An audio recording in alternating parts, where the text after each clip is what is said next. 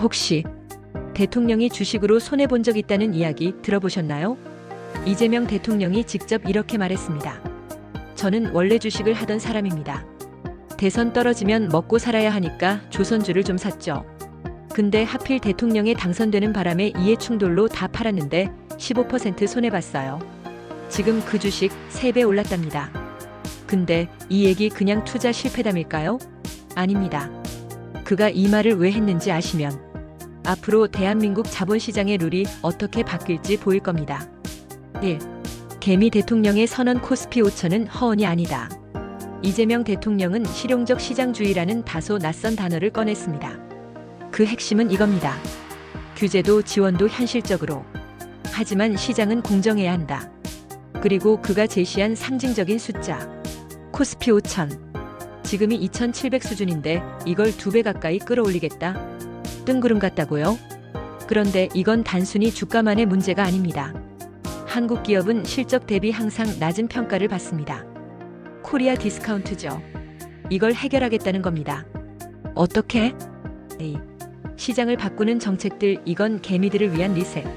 첫 번째 카드, 원 스트라이크 아웃제. 주가 조작, 내부자 거래, 비정상적 시세 조종. 이런 거 단 한 번이라도 걸리면 시장 퇴출입니다. 단호합니다. 이 조작하는 거 절대 못하게 해야 된다. 직접 한 말입니다. 두 번째는 상법 개정. 기존엔 이사들이 회사를 위해 일했죠. 이제는 모든 주주를 위해 일해야 합니다. 즉 개미 투자자도 이사회의 보호 대상이 된다는 것. 여기서 끝이 아닙니다. 집중투표제 의무화. 예전엔 대주주가 이사 셋 뽑자고 하면 자기가 셋 다 뽑았죠. 근데 이제는 소액주주도 표를 몰아줄 수 있게 됩니다. 한 명이라도 우리가 뽑을 수 있게 되는 겁니다. 그리고 3% 룰. 감사위원 뽑을 때 대주주는 최대 3% 의결권만 쓸 수 있어요.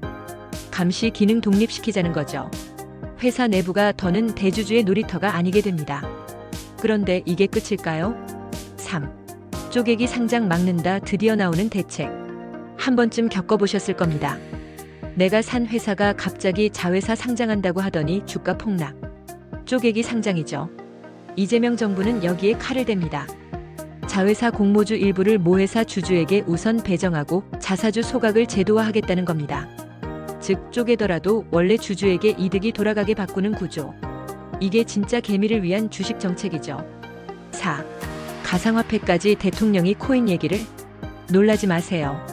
비트코인 현물 ETF 도입 추진합니다. 미국에선 이미 도입됐고 2달 만에 60조 원 몰렸습니다. 한국도 도입되면 어떻게 될까요? 그리고 또 하나. 스테이블 코인. 들어보셨나요? USDT, USDC 같은 것들. 1달러 1코인으로 고정된 디지털 화폐. 미국은 이걸로 디지털 세계의 달러 패권을 만들고 있습니다.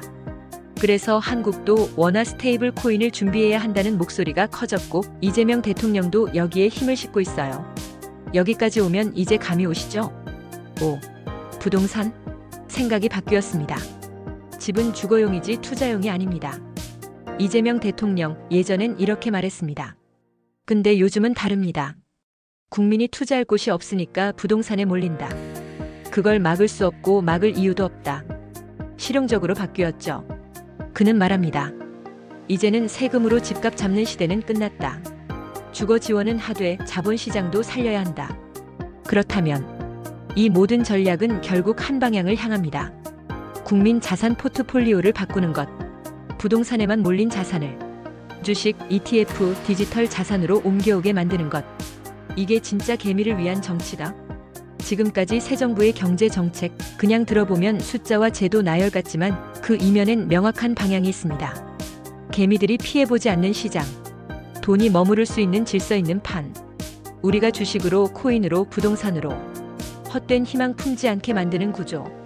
그 구조를 제도화하고 보호막을 쳐주는 것. 그게 새 정부의 경제 전략이라고 합니다.